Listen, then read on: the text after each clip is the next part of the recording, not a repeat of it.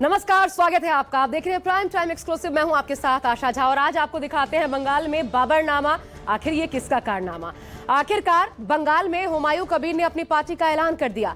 बाबरी की नींव पर जिस पार्टी को खड़ा किया गया है उसका नाम रखा गया है जनता उन्नयन पार्टी, यानी जनता के विकास के लिए काम करने वाली पार्टी। और यह सिर्फ शब्दों में ही नहीं बल्कि आंकड़ों में भी दिखा। और इसलिए 75 सदस्यों वाली इस पार्टी में 20% हिंदू सदस्यों को जोड़ने की तैयारी है। और इस रास्ते बंगाल में तीसरे मोर्चे का गठन कर हुमायूं कबीर ममता बनर्जी की 15 साल की सत्ता को चुनौती देने का दम भर रहे हैं। आश्चर्यजनक यह भी है कि मुस्लिम समाज से मिल रहे प्रचंड समर्थन को देखकर हुमायूं कबीर इतने उत्साहित हैं कि वो MIM के साथ साथ बंगाल में कांग्रेस और वाम दलों का भी अगुवा बनकर चुनाव लड़ना चाहते हैं। जाहिर है ये तैयारी ममता बनर्जी को बेचैन कर रही होगी, क्योंकि अल्पसंख्यक समुदाय हर चुनाव TMC के लिए ढाल का काम करता रहा है। तो क्या इस चुनाव बंगाल में दीदी नहीं बल्कि दादा के तौर पर हुमायूं कबीर खेला करने वाले हैं? देखिए।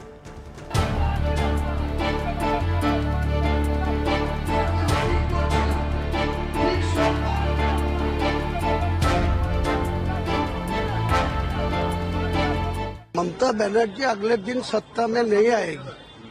नहीं, जोर से बोल रहा हूँ, जो 100 को पार नहीं कर पाएगी। আমিও লিডার অফ দ্য অপোজিশনকে চ্যালেঞ্জ করছি, যদি 200টা সিটে লড়ি 100টা সিট গ্যারান্টি জিতে যাব। সেখানে হয়তো 70 মুসলিম থাকবে, 30টা হিন্দু থাকবে। ममता बनर्जी ने जानबूझकर ध्रुवीकरण करने के लिए हुमायूं कबीर से पार्टी बनवाई है। इस तरह के स्टंट बैकफायर करेंगे और पूरी तरह इस बार वो उनको हार का सामना करना पड़ेगा। पश्चिम बंगाल की राजनीति में एक और सियासी दल का उदय हो गया, जिसके साथ TMC से निलंबित विधायक हुमायूं कबीर 2026 में ताल ठोकने के लिए तैयार हैं। वो खुलकर ममता बनर्जी को चुनौती दे रहे हैं और इसका ऐलान हुमायूं कबीर ने 22 दिसंबर को कर दिया, जब उन्होंने अपनी नई पार्टी का ऐलान किया। नाम दिया जनता उन्नयन पार्टी। हुमायूं कबीर की मुस्लिम पॉलिटिक्स, ममता की बढ़ेगी कितनी मुश्किल। हुमायूं कबीर ने प्रदेश के विकास के नाम पर पार्टी बनाने का ऐलान किया है, क्योंकि पार्टी के नाम में उन्नयन का अर्थ विकास है। लेकिन राजनीति के जानकारों का मानना है कि ये हुमायूं कबीर मुस्लिम पॉलिटिक्स कर रहे हैं, जिसकी शुरुआत ही बाबरी मस्जिद की नींव रखकर हुई। सोमवार को पार्टी के नाम के ऐलान के साथ ही हुमायूं कबीर ने अपने राजनीतिक इरादे भी साफ कर दिए।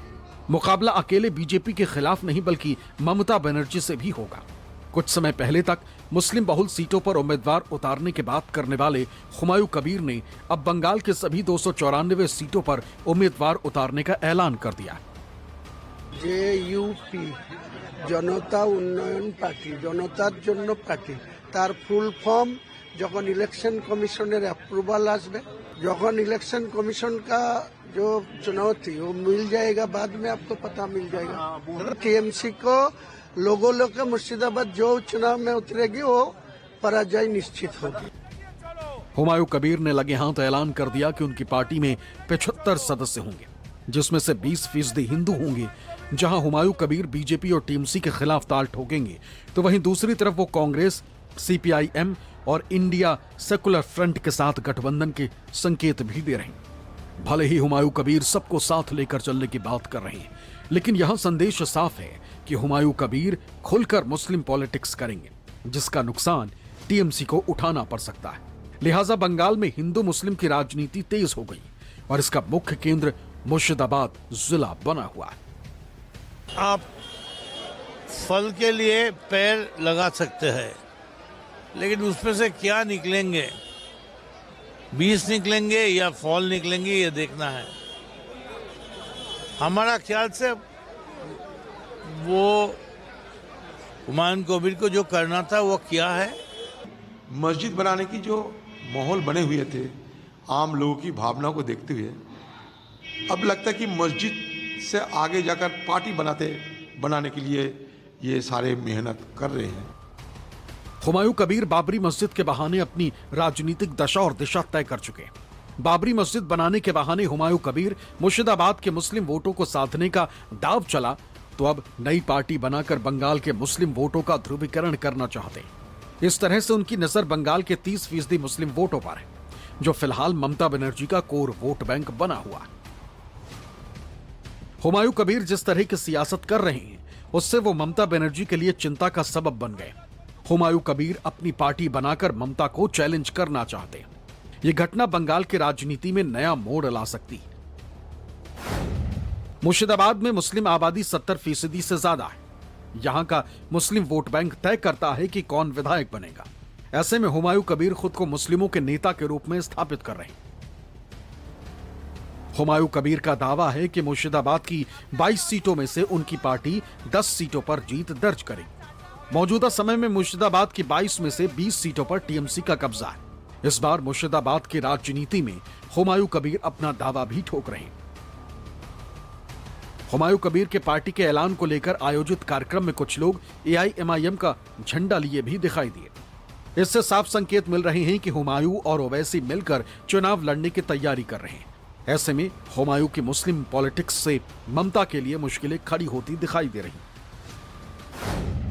पश्चिम बंगाल में करीब 30% मुस्लिम मतदाता हैं, जो सूबे के 294 सीटों में से करीब 100 पर निर्णायक भूमिका में है।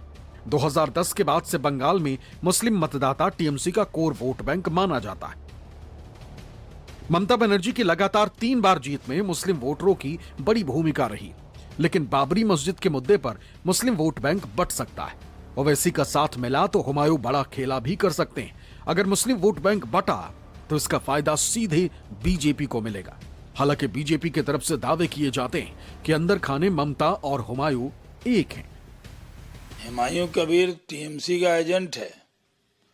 ममता बनर्जी ने जानबूझकर ध्रुवीकरण करने के लिए हुमायूं कबीर से पार्टी बनवाई है कि जो ममता से मुस्लिम नाराज हैं वो वोट थोड़ा विरोधी पार्टी में न जाए, अलग चली जाए।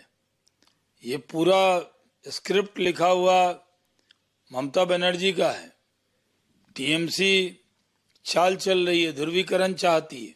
ममता बनर्जी राजनीति कर रही हैं और इस तरह के मुद्दे को राजनीतिक तुल दे रही हैं ताकि उनको इलेक्शन में फायदा हो। लेकिन उनको पता चलना चाहिए जनता वहां से बिल्कुल मन बना चुकी है, तराई कर रही है और इस तरह के स्टंट बैकफायर करेंगे और पूरी तरह इस बार वो उनको हार का सामना करना पड़ेगा। बाबरी मस्जिद बनाने का ऐलान, फिर ममता का हुमायूं को पार्टी से बाहर करना, इसके बाद हुमायूं का बाबरी मस्जिद की नींव रखना और अब पार्टी का ऐलान। जाहिर तौर पर हुमायूं कबीर की मुस्लिम पॉलिटिक्स ने पश्चिम बंगाल के चुनाव को दिलचस्प बना दिया, जिसमें किसी के लिए नफा तो किसी के लिए नुकसान के संकेत है। कोलकाता से मनोज पांडे के साथ ब्यूरो रिपोर्ट, न्यूज़ 24।